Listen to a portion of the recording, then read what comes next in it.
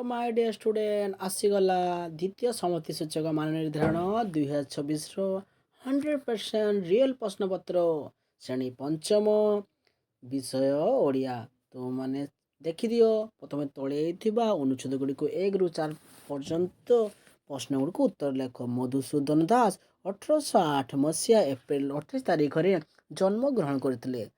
जन्म बेले जन्म कटक जिलार सत्यभामापुर ग्राम होता।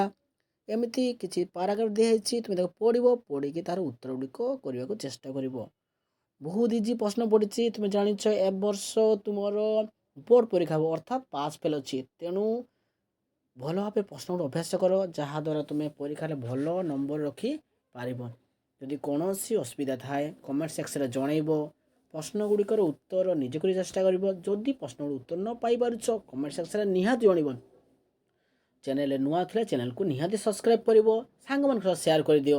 यह बहुत हेल्पफुल हो परीक्षा तुम बहुत हेल्पफुल हो कारण आसंता 9/3/2026 मार्च 9 तारीख में यह परीक्षा प्रश्नपत्र आसी 100% रियल प्रश्नपत्र बहुत इजी पड़ी। तुम्हें पढ़ अभ्यास कर जदि न जापर मत कमेंट सेक्शन में निहाती कमेंट कर जनाओ।